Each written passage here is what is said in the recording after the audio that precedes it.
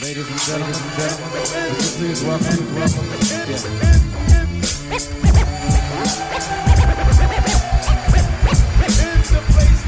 I come from the other side, where God dwells, but the devil plays. The bills added up, so I'm grinding more than 7 days to maximize your failures, minimize all your successes, building on my life. So, welcome to the Obsessively Outspoken Podcast. My name is Remington. I'm your host, and today I have a very special guest.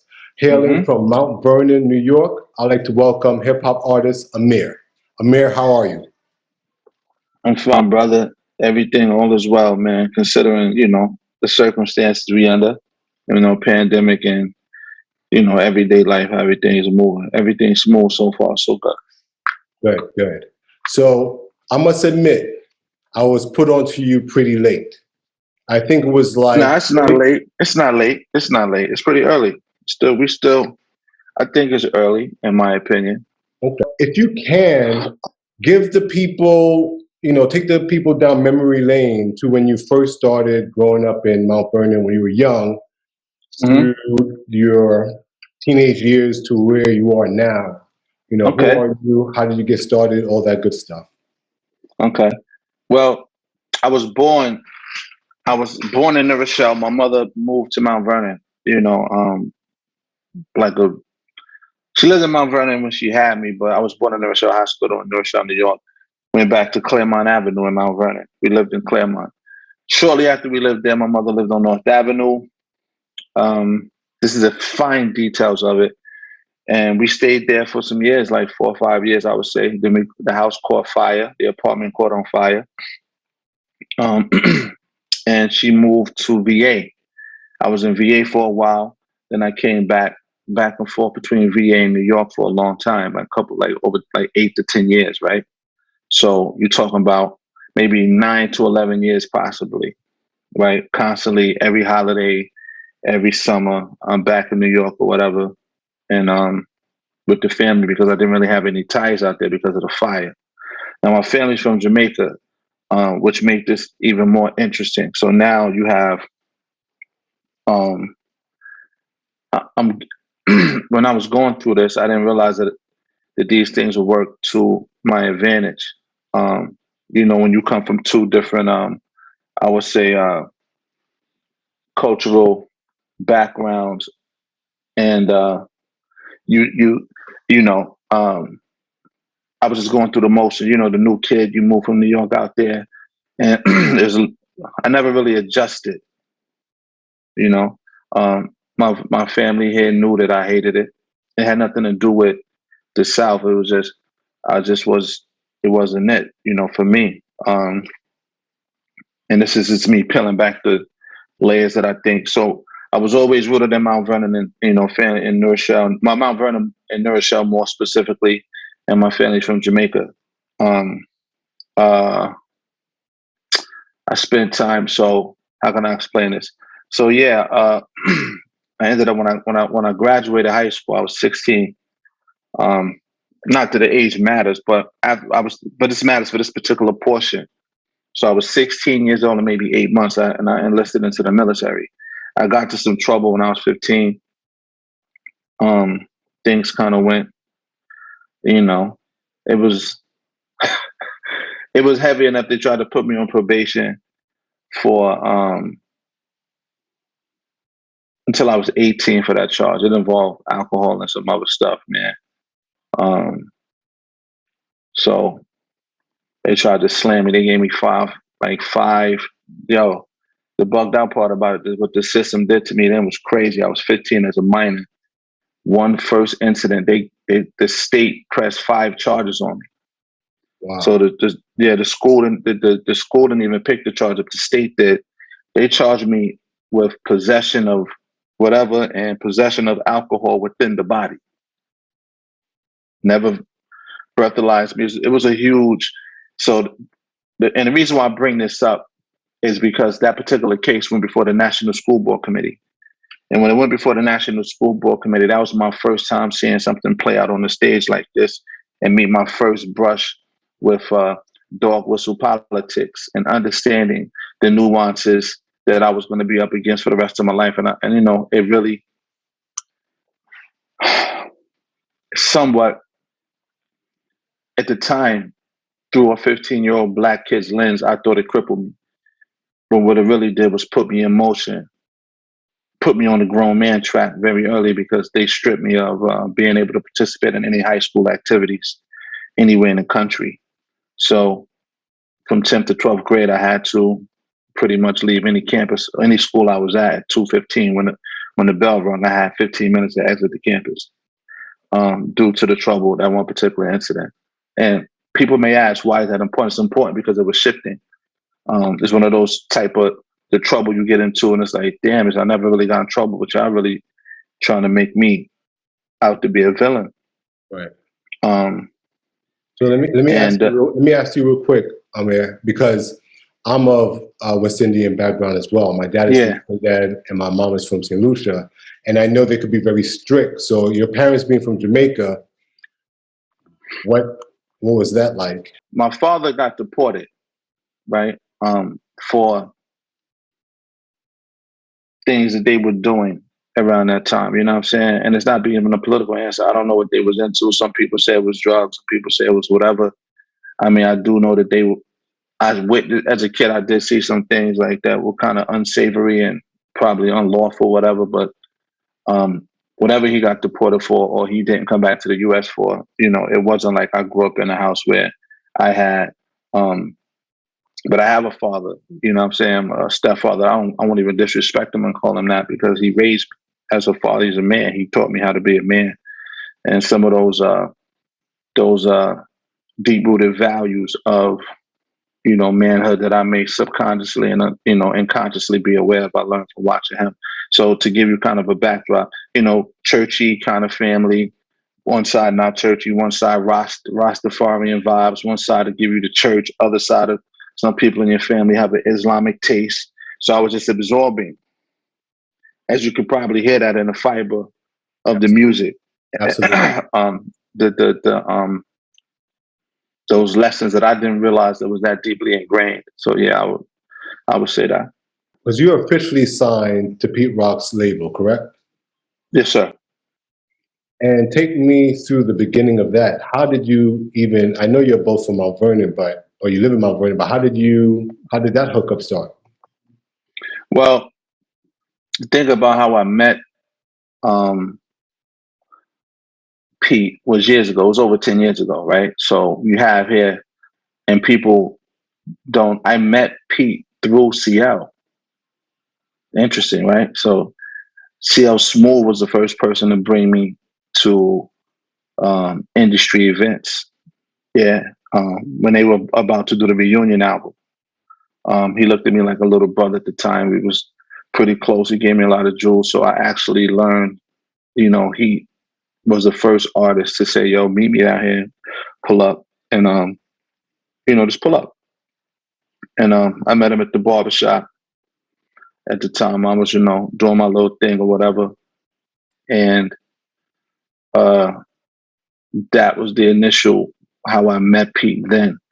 Over the years, you talk about now, to be clear and concise, it wasn't like I was hanging out with Pete Rock for 10 years, a decade. Nah, you talk about a 17, 18-year-old, 19, maybe 20-year-old kid, not even 20, maybe 19, 20, maybe ish. And I just remember going down to Urban Plaza when they was running around, when they was doing some stuff with the Roots. And that night I met a few people that I still speak to till this very day. Dio, AZ, Pete, and, you know, met the Roots and etc. So that was my first introduction to Pete. Now I knew his family, my cousin Tito and a few other people was cool with Grappa, those guys back and forth. My cousin Tito, you know, was cool with him. But my first initial introduction to Pete was through CL. And then over the years, you know, he would send me beats and check in on me. I would tap in with him. You know, Pete has a very Pete way of moving, very particular, very selective, and, you know, a lot more spiritual than I think people give him they may know. I can't say they give credit because he moves with the spirit, you know what I'm saying? Like, if the vibe ain't right, he's not messing with it. I mean, so very soulful guy, man, and very insightful, very wise than people probably would imagine. So around that time, yeah, so I met him back and forth. Then like 5 years ago, he gave me 12 beats. And me being, me not understanding the process, I just picked one of these damn beats, bro, and threw it on a mixtape. Not knowing that he gave me 12 beats because he was trying to put together a project. He didn't tell me. It was like, yo, hey, I'm sent you some beats, man. Rock out. In my head, I'm like, all right, so if you like them, which ones you like, you mess with. So there's a couple of them I pulled out, but one I ended up putting on the project, and he presented the original Peace Beloved. 2016, it was 2015, 2016, I would say. Peace Beloved, presented by P Rock. And that was the first, like, somewhat of a union of cohesive, like, you know, me and him doing a body of work where he co-signed the work and I put it out. But the legwork was pretty much still being done by me because he was like, you know, nah, this is my man. He nice, you know, and I stamped this. And that was kind of the vibe. Over the years, you know, as the years progressed from 2016 into now, it was just he would send me beats. If people may or not have paid attention, like he would, you know, I would knock some of them down and put out singles and get his permission. He's like, nah, that's cool. You valid, go rock out. Oh, no, that's cool. You could put that one out like as a single. And that's kind of how we built over the years. And then, you know, when I bought my equipment, I just kept recording, bro. And I put out an EP last year. I started it on a Friday night, and I finished it on Sunday, called Until Tomorrow. It was a coronavirus manifesto where the 4 or 5 records was pretty much fresh into the pandemic. I wrote, you know, some records that were highlighting and talking about some of the facts and philosophies surrounding the mindset of the pandemic. Then a couple of days later, he hit me and said, yo, do you want to come over to Tru Soul by my label, bro? And we had talked about it prior. And I said, what kind of question is that? And of course, let's get it. But rewind, because he did give me, I'm lying, he did give me 11 beats in December before the pandemic, December 2019. And then in January, February 20, it was 11. I went to his house. He gave me like 11 beats to start on the project. I didn't know what the trajectory. I just knew we was going to do a joint together. And when I gave him back the records, he waited for a couple, like 245, maybe 2 months or so. Then he hit me back like, yo, let's do a deal. Would you want to come over? I said, sure. And I was that, and 3-album deal. And we have the mixtape, which is not an album, but it is an album, but it's not. Now, correct me if I'm wrong, Amir. Did you have a mixtape out a while back called The Big Picture, and you were actually signed to Tommy Boy? Tommy Boy, yes, sir. Yeah, of course, man. The Tommy Boy shit was, yeah. And so before you get started, I would like to know what that experience was like versus being on Pete's label. What's the similarities and what's the difference? Well, I think Tommy Boy, man, I was really guerrilla style. I was learning the internet. That's why I kind of got into the whole technology thing. And me and my brother, we were really just doing a lot of guerrilla style stuff, man. No budget, no money, no very few cosigns. And I was getting kicked out of chat rooms. I was just bugging out. I really was learning guerrilla marketing by making mistakes, and we would chuckle about it. And at that time, I didn't realize that a lot of the blogs were paying attention to me. Everything under the Complex Media Network before it went to kind of this corporate and the label start strongholding the content. Before they were anti-label. No, we want, artists that nobody knows, make it fair. Then when they got that, they still went and still whatever. But that was kind of what happened with Tommy Boy. What happened with Tommy Boy, I went up Rosie Lopez. I had The difference is Rosie Lopez signed me. The difference was between Tommy Boy and here is Tommy Boy is not P Rock. Tommy Boy doesn't an artist is not helping you create art. You create the art and you turn it into suits, right?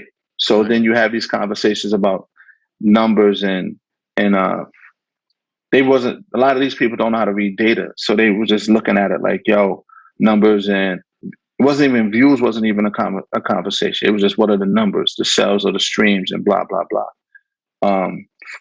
Engagement wasn't really a conversation because everything, the internet thing was still very new. The deal that I signed at Tommy Boy was the first of its kind, where it was a 70-30 split my favor because they didn't understand the landscape of digital sales yet.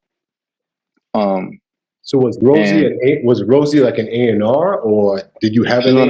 One of the presidents up there. She's one of the VPs. She had that pipe. Yeah, I remember when she brought me up. It was a guy by the name of Junior Jimenez, and when I came up there before I went up there with the Heat Makers, and we had this crew called Crash, and we was tearing up the blogs heavy. But before that, I was kind of on the blogs. But when I got with Arsonist and the Heat Makers, we was really, really, really, really smashing the internet crazy. And we went up to Tommy Boy to do. They wanted to talk to us, and at that, it was like, nah, we wasn't, I know he wasn't going to, he entertained the meeting, but I know he wasn't going to sign. But one of the interns at the time, he was an intern, said, can I take a picture with you? I said, what do you mean? You bugging? He said, nah, man. So then the other dudes in the crew were kind of like, I remember this like yesterday, because he said, I seen you on the blog, man. You funny. Like, so he took a picture. I didn't notice it. That same intern, Junior, then became an A&R. And then he called me and said, yo, Rosie, I want to talk to you. I've been telling them about you, man. You should come up here and have a conversation. And that's how that deal kind of came into play. Then I think Wale's brother, Alvin, was up there. And I remember Tom Silverman or somebody saying, don't let this guy leave the building without giving him some type of an offer. And I was going to the elevator. Homeboy got in the elevator, came downstairs, and I kind of like blew it off. Like, nah, I'm cool. Because I had just got on MTV. And I had a meeting with Jay, and there was a lot of stuff happening, moving pieces that were surrounding me. But I understood it, but I didn't have enough experience to segregate the duties that I needed to perform. The segregation of duties aspect was kind of interfering with my continuity of business. Right. You know what I'm saying? So it was help. It was, but it didn't slow it down, but it messed with the continuity of it. Yeah, so, but being a Tru Soul, you're attached to a legacy artist. You get a lot of wisdom, and it's just, I mean, come on, it's Pete. And some people may feel like that's not enough. Some people may feel like they want more, right? But for me, the wisdom and what I'm learning is you can't put a price tag on that particular portion of it. So the difference is wisdom and artist experience helping you cultivate a true following, a true sound, as opposed to you creating a sound and a following, and the machine's supposed to help you amplify it, but they didn't necessarily meet their obligations as probably being a label that should help you amplify what you already built, because everything that I got from Tommy Boy pretty much already had. I mean, they did help me get to distribution and stuff like that, but that's just a matter of uploading and XYZ. It wasn't like a ton of marketing dollars or XYZ put behind anything I was doing at the time, because I think they were going through some type of financial issue, which was public-facing information. So that's the huge difference in here. Tru Soul, man, is Pete, myself, and, Pete Rock and the Soul Brothers. You have a lot of great musicians. So I'm around musicians that I learn from, what I'm saying? Not just rappers or singers. This is kind of like, and it's not a classism thing. It's just an issue of like, you being able to pick from musicians as opposed to other artists, which they are artists. But the deal with Tommy Boy, you two basically just outgrew each other. Tommy Boy and Warner Brothers, man. I didn't know at the time. I didn't even know Tommy Boy was owned by a subsidiary of Warner Brothers. When you go to Tommy Boy, you're technically low key going through Warner Brothers, Warner Music Group. Right. And I found that out the hard way because I put some videos up, and Warner Brothers at a season, I forgot what it's called, season, whatever. They did like a stop, yeah. And had a brain cramp. And yeah, and I'm like, how can you tell me to do this? And it's my stuff. Like, I didn't pay for the video. I did everything myself. Like, what are you stopping? Right. I'm the artist. This is my Vivo page and blah, blah, blah. And around that time, Vivo was a lot of groundbreaking, pivotal companies starting to form. I'm catching them at this particular part of their flight. I didn't catch them here. I'm catching them like right here.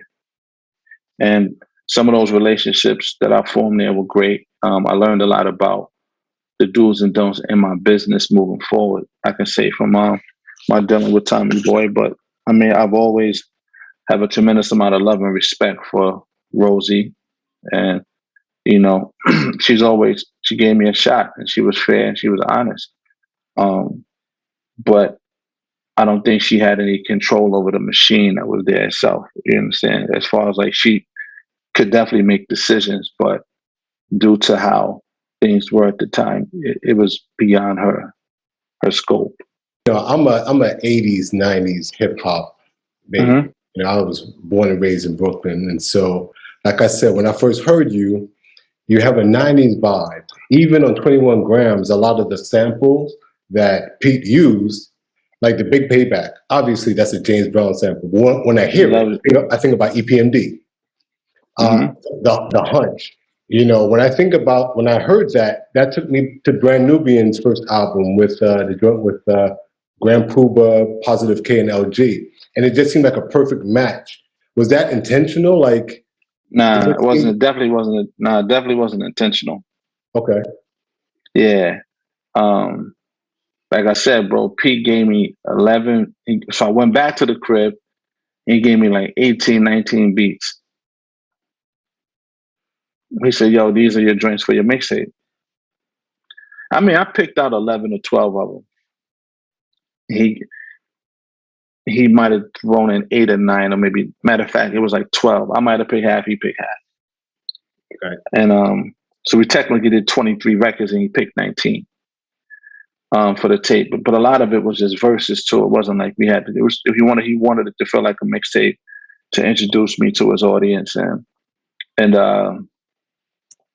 you know, have fun, man. Just show that, you know, skill set and having fun and, you know, hip hop. You know, he made sure that was he reiterated that and reinforced that throughout the process. I recorded it, you know, then him and Jamie put their magic touch. Me, I recorded it, then and I gave it to him and Jamie.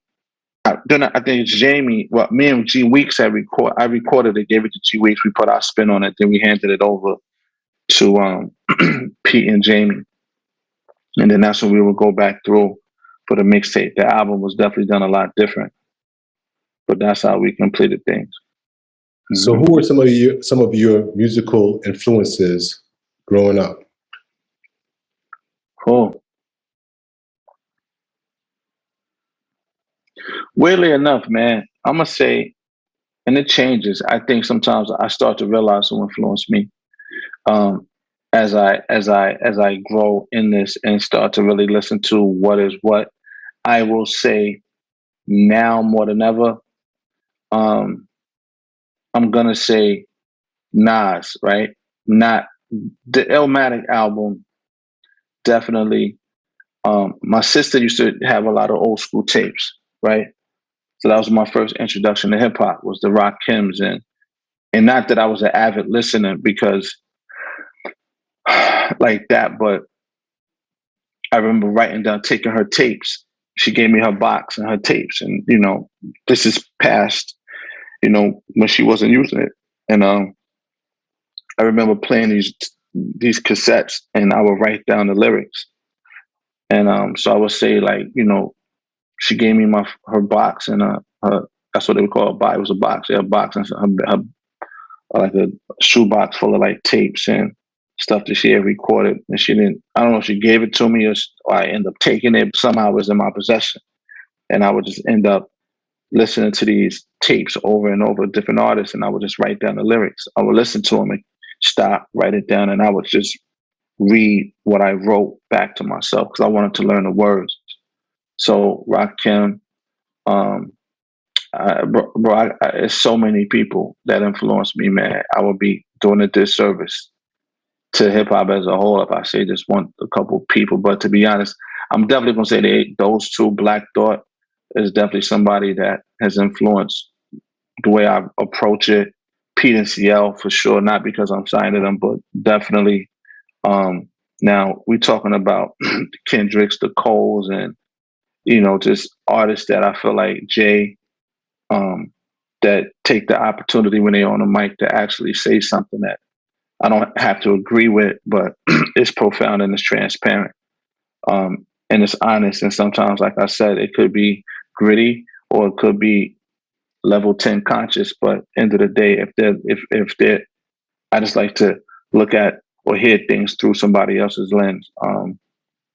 Brand And new conscious in your rhymes, did that come from that experience that you talked about with the law? Is that when you kind of took the shift to become more conscious? Because I hear it a lot in your music.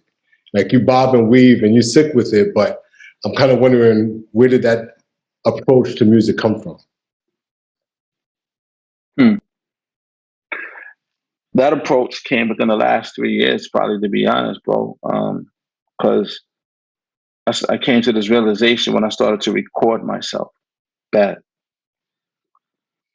once I say something, I don't own it anymore. It doesn't belong to me. Like once I say something, it belongs to the listener, the person who's listening. I can't. My job is to be present and to say what's in my heart or my head at the time, and say it as closely as possible to the emotion that I'm feeling. And the closer I am to that emotion, and I can verbally express that, because words are the vehicle of communication. So I'm able to give, and sometimes these thoughts are sprinting. Sometimes these thoughts are very have a shake to them. Sometimes these thoughts are very linear. Sometimes they're non-linear thoughts. And I think a lot of it depends on the soundscape, that I'm using or provided, and I just kind of go from there. So I would say, for me, man, I just started to really, really, really take it and try to be as formless as possible. Just approach it with an open head and heart and just attack, and let the universe kind of use me or flow through me and let me speak, bro. Because I feel like when you realize that, I said this before and I'm gonna keep saying this until it is burned in people. Once I realized that I'm not bigger than the message, I kept getting used repeatedly for more messages. I don't think, I'm not bigger than the message that I'm telling you through the music. I'm not bigger than that. It existed before me. It's going to exist after me. I'm just a conveyor and chosen as one of the people to give you that message at that said time in the universe and space this is through me to you, not by me kind of thing. But once we get in front of it and poke out our chest and think we, mightier than thou, that's when I see your demise start to be a little quicker and you don't get used by that specific energy as much. For an up-and-coming artist who haven't dropped a mixtape, not signed to a label, but don't quite understand the game, what would you say to them? What would be one or two upsides to being a signed artist in 2021? And what would you say are one or two downsides of being an artist in 2021? The upside to this thing, man, is access and visibility. The downside is mindset and lack of transparency with the business itself, because so many smoke and mirrors are involved, right? You have to be keen enough and have a emotional IQ and thick enough skin to not be offended, or to know that when something doesn't allegedly go your way, to not get thrown by that. I'm very, Yeah, and just know that, like I said, don't think that you're bigger than the message or the things that you're creating. I think that keeps you level, it keeps you rooted, keeps you grounded, and it keeps you hungry. You know what I'm saying? And stay in the mental gym, like, because I think intellectual strength and creative strength comes from repetition. So if you're in a place where you can constantly, record or listen to other people's music and kind of create a different musical palette, don't just get boxed into listening to what what you've been accustomed to. Because once you start you don't have to travel with the internet. Right. You understand? You don't have to physically travel. Your mind is infinite. You can type it in or go look for it, and you'll find something that connect to what you're looking for. And I think that a lot of people have become a little bit more programmed to just stick to their little circle or corner in the internet, not knowing that it's a whole big, you can tap into the entire planet. There's really no boundaries. So just use the tools, man, and be, and everything else I said prior, yeah. What's the one thing that you could say about Mount Vernon that you think most people don't know? I would say and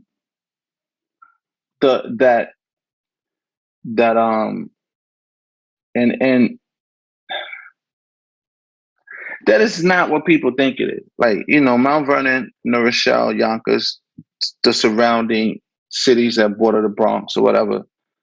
We could be on one side of the street and be in Mount Vernon. You could be on the other side of the street and be in the Bronx. You could be on one side of the street in Yonkers, and the other side of the street, you could be in the Bronx, right? New Rochelle is kind of connected from a standpoint of, if you look at Connor Street, you could be on, it's a little bit more, it's still connected by the parks in the back. Like when you go to City Island, that's literally so it's just a stone's throw away.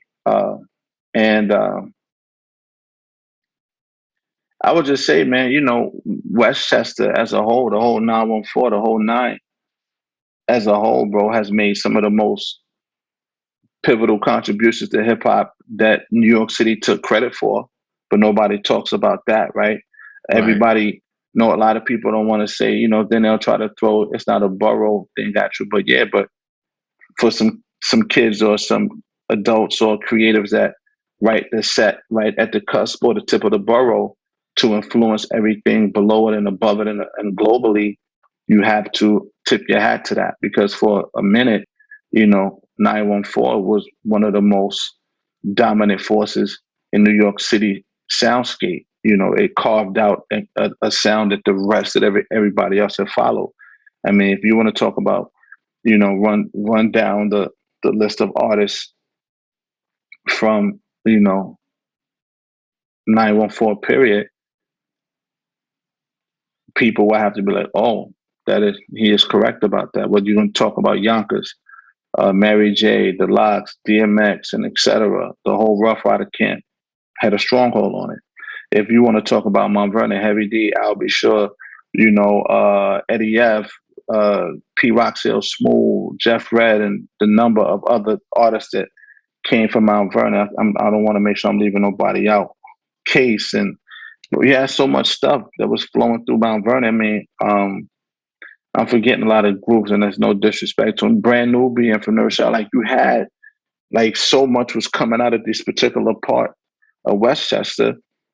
And because at that time, you're talking 20 years ago plus, right? A lot of people, you can't just erase that and say that,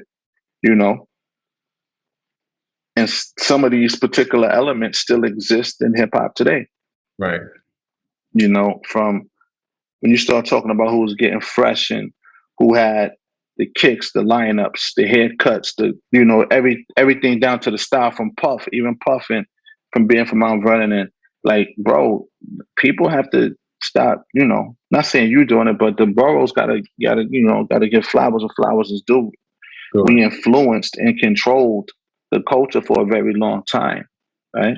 And Queens had a stronghold on it. Brooklyn had its top run with it, but 914 definitely had put people on from the boroughs too.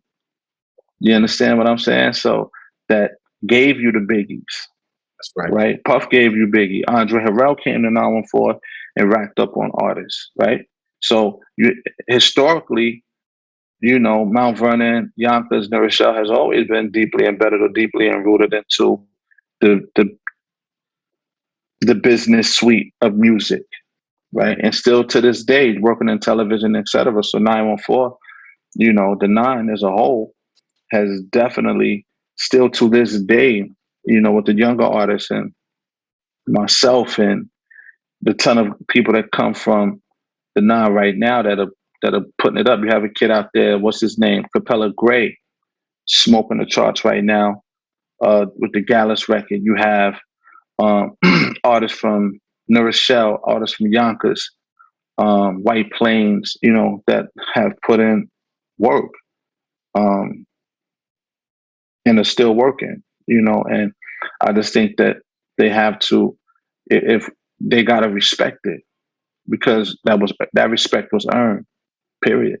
And it's still artists that can get busy to this very day if given or said it or given a proper opportunity in the right light, but we also have to try to learn how to create our opportunities too. So definitely rest in peace to X and Heavy D. Absolutely. If you had an opportunity, Amir, to work with 3 artists, dead or alive, who would it be and why?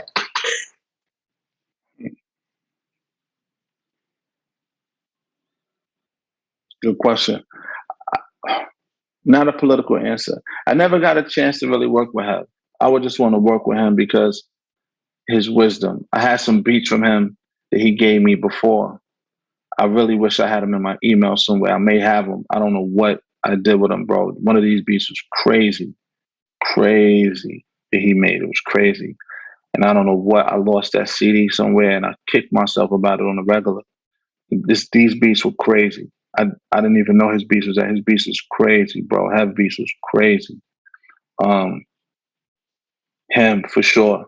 And I don't know whether it was him on the record or just producing or actually picking his brain, because he consistently made so many hits. It's kind of, I think he had an ear for what particular elements should exist in your record or in the fiber of your music that'll help it reach a wider audience. Because, those sounds draw people in from different cultures based on certain sounds that you use.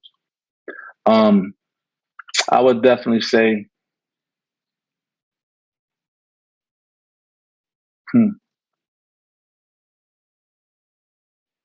I would probably, and it could be from any genre. It doesn't have to be. I was about to say that. I would honestly, man, I love Michael Jackson, man. I thought his voice always incredible, whether he helped put a record together or jumped on the chorus or do something. I thought, and if I could, man, I'll go back in time, man, and probably snatch up Marvin Gaye or something, man, like just to make it interesting, not just hip hop. There's a few guys I think I would do outside of hip hop. I probably would pick artists that don't do what I do, specifically to see what I would create. But rap artists and just artists, period. Yeah, I would say that, man. Ask me tomorrow, I may say something different. But right. Today, yeah, I feel like that. So currently I have my top 5 lyricists list. It's RJ Payne, it's Ransom, Mickey Fax. Fire. I'm gonna put Griselda, Benny, and Conway as 1. Fire. You're picking the right people. And the 5th one is reserved. The 5th spot is reserved. Is reserved for you. Now the reason why that's deep, man. The reason why, Amir, I did not put you in my 5th spot is because I need to hear more body of work. So if Dope Boy Soul is comparable to 21 grams or better, there's ways. Well then I'm going to slide you into that 5th spot. Now clearly, Pharaoh, Black Thought, Royce the 5'9", Crooked. I'm talking about every one of those guys have influenced me. You naming the type of dudes I listen to, yeah. Okay, So the reason why I put RJ Payne and Ransom, because currently they're really putting out projects. They fire.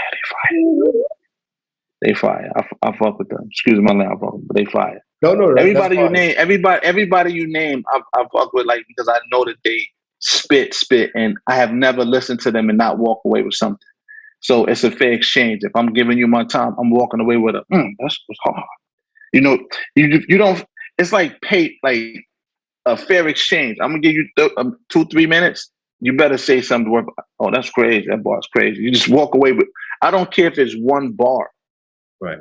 If I walk away with something, thank you.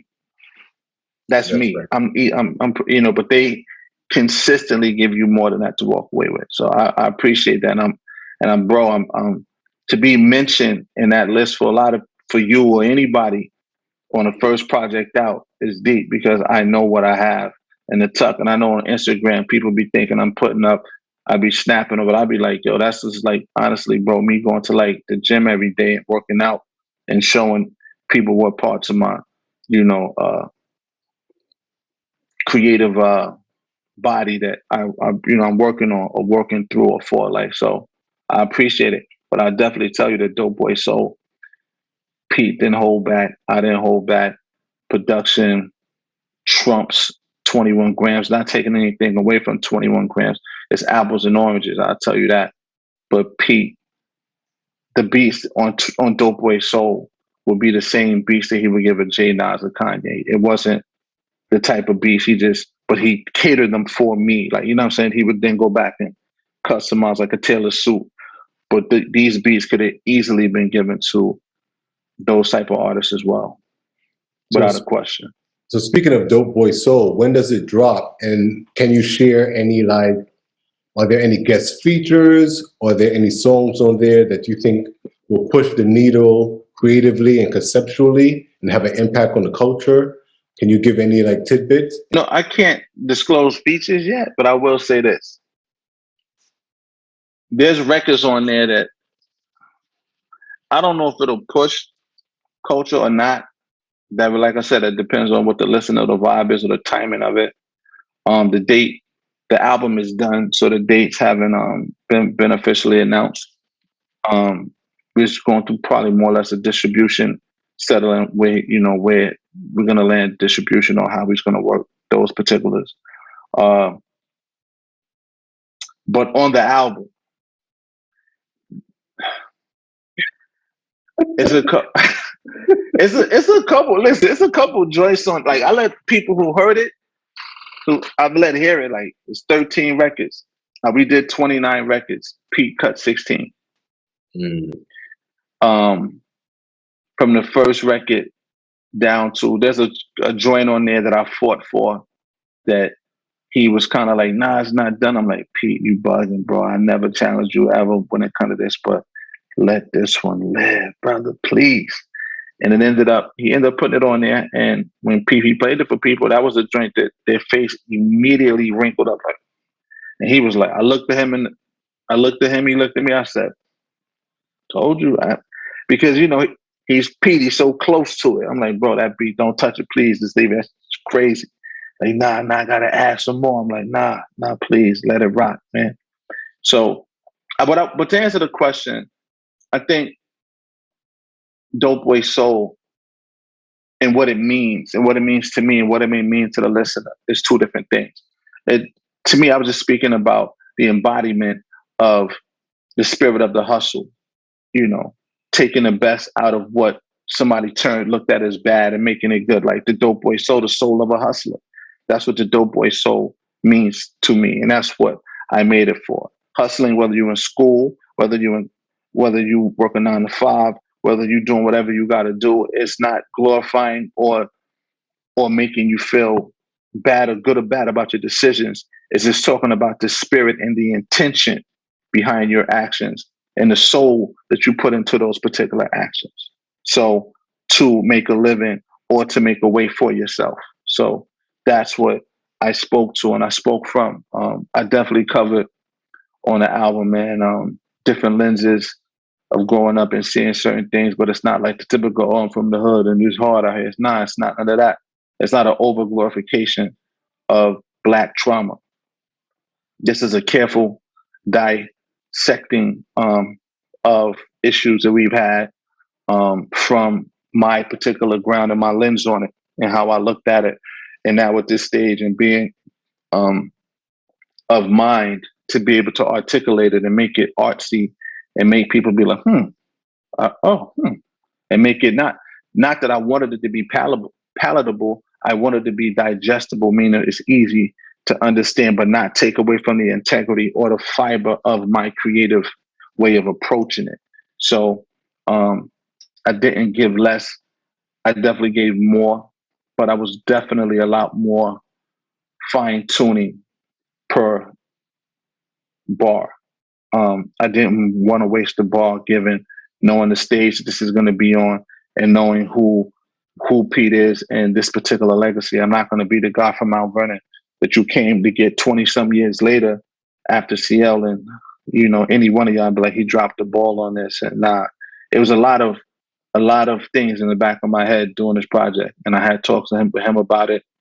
And he, you know, he encouraged me like, yo, bro, do your shit. Exact words, do your shit, man. I signed you for a reason. Don't worry about none of that, man. Just do your shit. I got you. Just do that peaceful loving shit and you good. Trust me. I got the rest. And then sometimes he'd be like, yo, I'm telling you, gotta just do what you do. Don't change anything about what you're doing. I need you to stay this way. He kept saying to stay the way that you are. Don't change anything. And whatever you eating, who you talk to, do that until you finish this out. Don't change nothing. And I remember just sitting in, like, you know, and really, really just attacking it the right way, bro. So yeah, that's what it is. But there's some records on there. You'll hear it. And, you know, I addressed some fears, some concerns, not anything, I mean, not political, but common modern day issues that it actually have been. They're not so modern, but they still happening today. And through when I think about it, I talk from almost a child to manhood. I talk to certain topics and things I was speaking from childhood. Now that I think about it, yeah. I remember writing a song and they're talking about me as a kid riding around my uncle doing, you know, certain stuff. So, and but it's way more. But that was the beginning, the first couple of lines, and then it just, you know. So, yeah, some thought provoking. It's a mirrorish. If you know, if you like 21 grams, I can guarantee that you'll love Dope Boy Soul because there's so much more weight to it, and you know, the production, lyricism, it definitely was like layup line to Game Time. Okay. Yeah, type of vibes. Yeah. Now, anytime when an artist drop a project, there is some pressure to some degree. Are you feeling more pressure because it's the first full length and you've worked with the legendary Pete Rock and all the names you mentioned before coming out of Mount Vernon? There's all of that put added pressure? Yeah, it's a little bit of pressure. And I say a little bit not to minimize it, but it's pressure if you tell yourself it's pressure in your head. The only pressure I really have now is to perform and look at I have to ask myself that I give my best. That's the pressure. The pressure is what I put on myself, not from what was already done. I respect it and I learn from it because what was done is now works to my advantage. It doesn't give me pressure. It actually weaponizes me because I can listen to their stuff and be like, maybe I could take a, you know what I'm saying? I saw there. So it really works to my advantage. The pressure now is, with the self is to make sure that I execute it and I make it, you know, worth the listen. I will say that, you know, Pete wouldn't let it fly anyway. Like I said, it was 29 records. 16 got left on the cutting floor. And 13 we walked away with. And trust me, out of that 16, that could damn near be an album because those records were not slouch records. They just didn't fit the vibration, I guess, of what we would for Dope Boy Soul. You know, sonically, it was just, you know. Right. But yeah, the pressure, yeah, yes, but it's not a toxic pressure. It's more of a motivational pressure to continue to work and continue to try to, not even try, continue to work in the direction of being attached to a great legacy of a town that has so much musical legacy. Yeah. What's behind the spelling of your name? It's pronounced AMMXR. Why? Mm-hmm. Why did you choose to spell it the way it is? Well, 2016, 2015, I did that. AMMXR was my name, is my, my name, right? So, and I felt like, so in 2015, my cousin committed suicide, right? And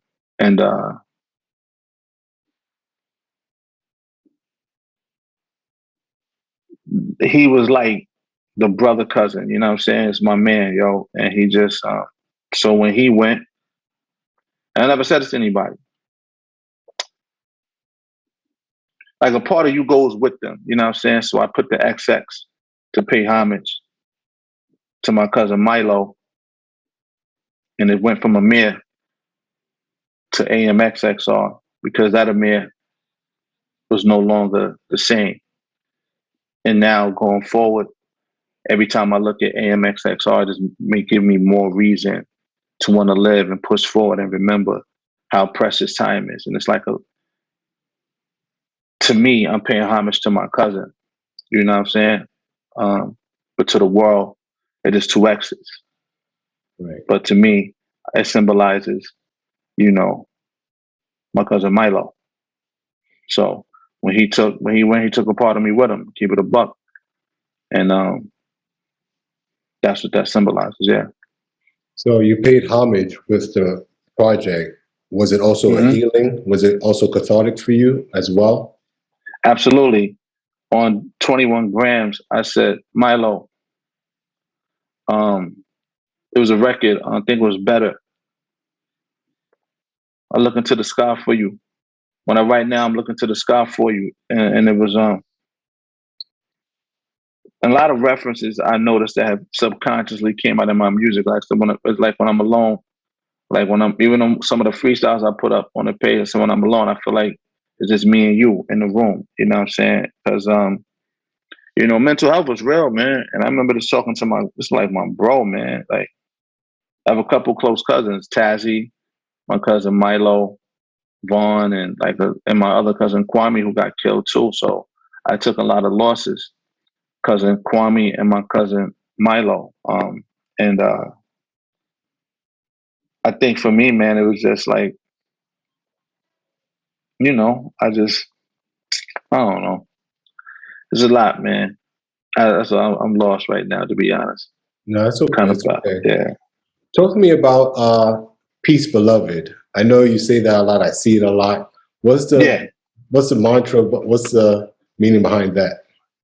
Oh, peace, beloved means, I wish you peace and I believe in you and I love you at the simplest form. I've been saying peace, beloved for like 10, 11 years, bro. I got it on my wrist too. People haven't noticed yet.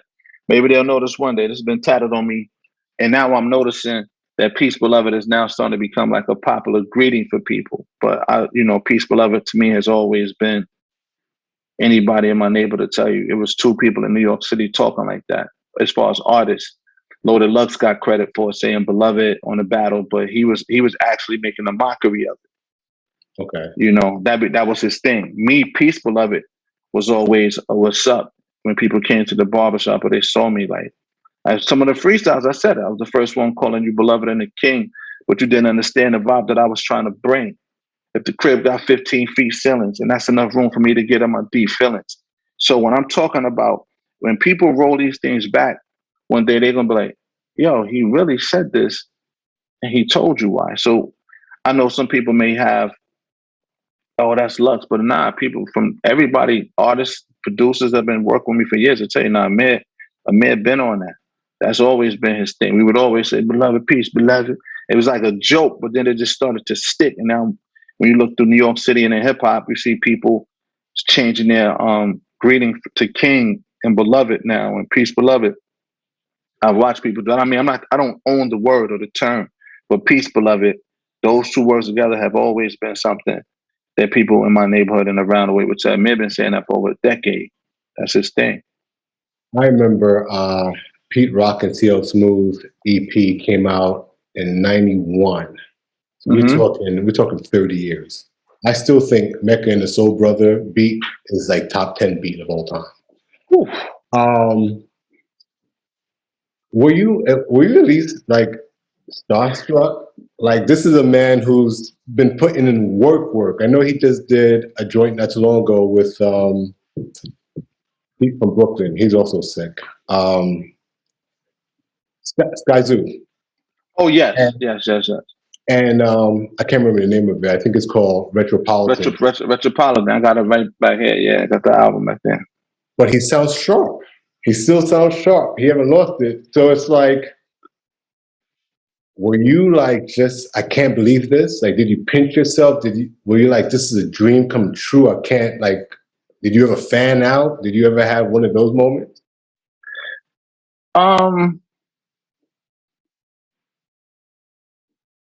He's a big bro, man. So it's like looking at your big brother and you watching somebody that you've known over 10 years or 10 years or better.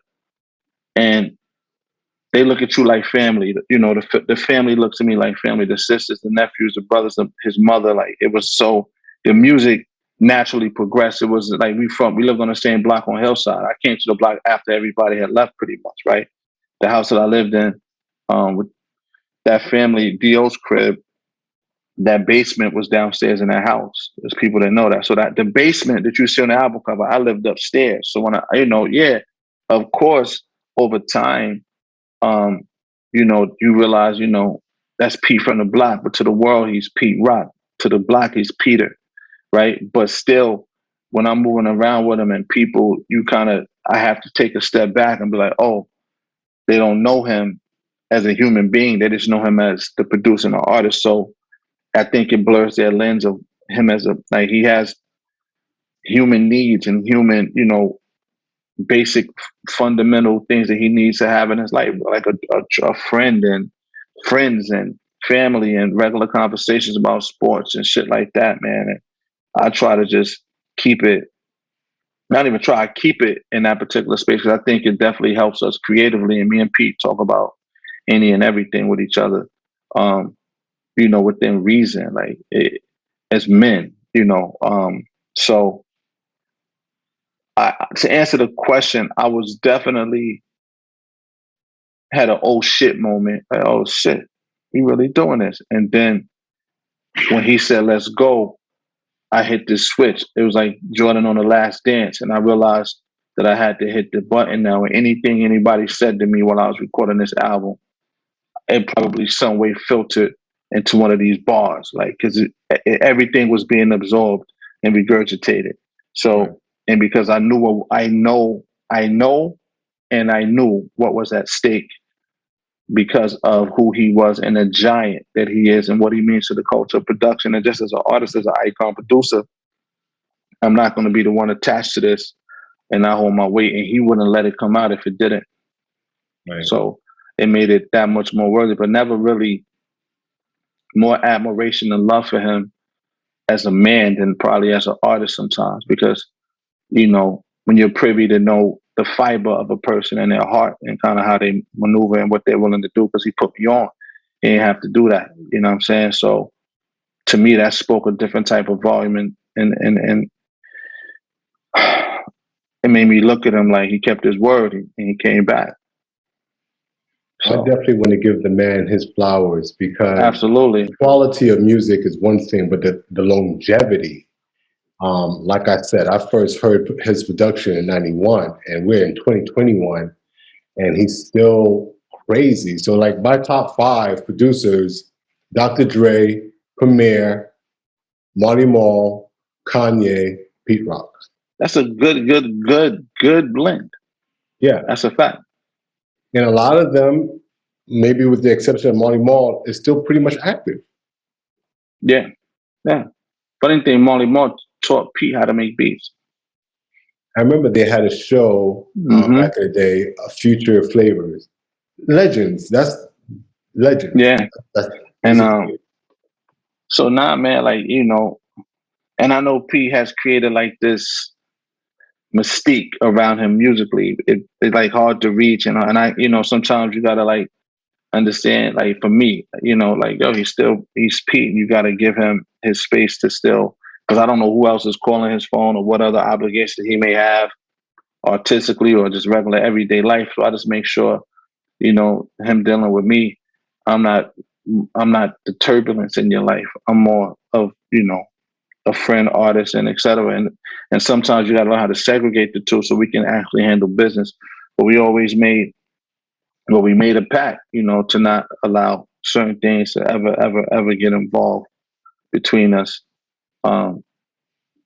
business wise and creatively, because we've seen what can happen when things don't, you know, when people are not transparent and have, you know, different motives. In 5 years, what's AMMXR, the hip hop artist?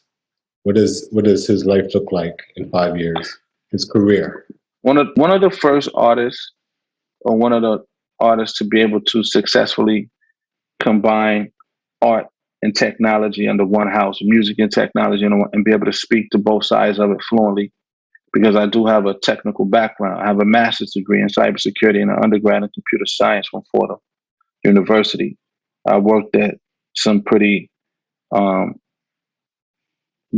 know, good level roles in certain corporate companies, to whereas, you know, from a cybersecurity standpoint and technical standpoint, and understanding, you know, cryptocurrency since 2015, 2016, being involved in that particular, you know, arena, that I can't wait to see what, you know, I'm able to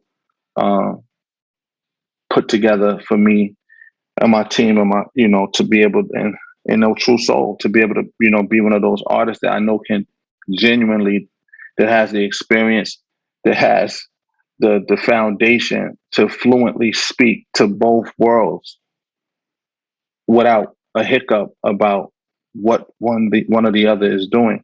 Because they're not a lot of artists. A lot of artists do talk about technology, but they're not technical. They read, and there's no shot. They may watch some YouTubes and get around some people that know it and regurgitate it.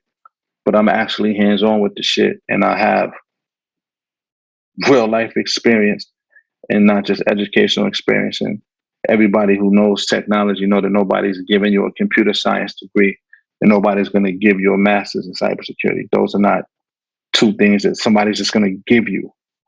You really have to put in the legwork to get it. And, you know, prior to that, bro, you know, and even, you know, and I have to unpack this. A lot of people know I worked on Wall Street as well, bro, like with technology, you know what I'm saying? So how many artists can say that they really did these things at this particular stage in your life, and still the music finds you again?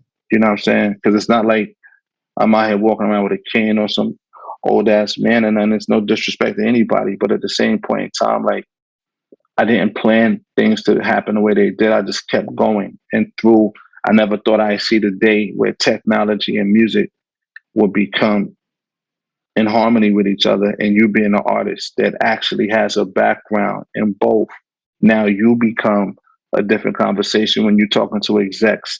They can't talk to me like I don't understand, because half of them don't even know how to read data at the level I do. They're not qualified to have certain conversations when it comes to certain things about technology. And a lot of wool has been pulled over artists' eyes because they don't speak that language either. Right. So I think being able and being a voice for that, being able to not just monetize it, but give back and teach and help grow, you know, art and tech, the relationship between art and technology, there's a huge gap for that because people don't know how to really make it work. Well, have that conversation between both communities, and somebody being able to, one person from both communities being in the conversation to help, you know, a technologist understand, nah, man, because some technology people are not, they have horrible people skills. Some artists don't know technology and they can't convey the message. They don't want to touch it, but they're creative, and which creates a knowledge gap. So to fill that knowledge gap and be one of the people, not the only person, but one of the people to fill that knowledge gap, and combine it with, like I said, art, technology, and fashion, man, and just be able to create and keep creating music, man, because that's going to be the real conversation, if it's not the conversation already. Well, Amir, is there anything else you'd like to say to the audience before we conclude? Look, man, just, if you haven't, tap in and grab that 21 grams worth this weight in soul. Hit me on Instagram or Twitter. I'll definitely give you the free link if you can't get it off SoundCloud or whatever. I have no problem creating another link and letting people download it because it's a freebie. Your handles on IG and Twitter. Okay, perfect. My IG handle is AMXXR. On Twitter, it's 25th Hour Man, number 2, number 5, THHOURMAN. And that's pretty much how you find me. Amir TV on YouTube, AMXXR TV. And those are pretty much my main handles, man, where you can find me at. I'm accessible and I'm visible. So if they want to tap in, talk, whatever, I'm going to have some things coming up. Make sure you go check out and subscribe, follow. And, the new videos and new visuals and new conversations I'm going to be, open to having. I'm pretty much willing to, talk about most things. That pandemic project that you talked about, is there anywhere where we can? Yeah, that's on every platform. Yeah, until tomorrow is on the iTunes, Spotify. United Masters is on their site too. I think so. Yes, it's everywhere. I think I put it through those particular channels. Yeah, streaming platforms. Okay. And the album, Dope Boy Soul, will be available like that too. So it won't just be a vinyl, but it'll be available on every platform as well. Any shows coming up? Any public appearances or? Was supposed to do a show this weekend, man. I think I'm assuming it. Well, not assuming it did get canceled and pushed back to November the 26th. Pete has a show this weekend in Central Park with Common and Rhapsody. Still trying to work out the logistics how I'm going to play it. And just anything else, man. We just got more. You're going to see more of me through interviews and videos and just on social media platform engaging. I'm here to engage. Well, once again, I appreciate you, King, for doing this. Likewise, brother. I look forward to the album dropping. I look forward to a whole lot more things coming from you. And I see you doing great things, being very successful. Like you said, in both fields, in cybersecurity, hip hop, and anything else you put your mind to. So thank you, man. Thank you, man. I really appreciate it, bro. And I don't know how I'm gonna be able to combine the two, but I know I can definitely have that technology and art conversation. I'll be one of those guys for sure. But I thank you, man. And, it's an honor as well. Anytime somebody takes time out of their life and their day to talk about your art and how it impacts them, and that's the real blessing, and the exchange. So. And to even be mentioned on your list, or a reserved spot, man, on your list, man, that's big. Considering I could tell that you were super critical about that list, and so to be on it is an honor, man. I appreciate it. Not a problem, man. I appreciate you. Absolutely, brother, and I appreciate you, man. I just like engaging with people who seem positive and have this. Absolutely, man. Likewise, brother. Yeah, it's important for me to engage with people who just have something positive to say and who's conscious. So I really appreciate your music, and I definitely look forward to Dope Boy Soul. Thank you. And you don't know the date, but not yet. As soon as I get it, as soon as I get it, I'm gonna hit you. It's gonna be on my Twitter, and I can't wait for the date because I know I'm ready to apply pressure, man. I really am. Listen, man. I really congratulations and celebrate that day when it does come out. Thank you, man. Likewise, I appreciate it, brother. All right, bro. Thank you, and until next time. Take care. All right, you too. All right, later. With a panoramic parameter, that boy slick. Might not catch words on the camera. The brain is a muscle, I'm displaying my stamina.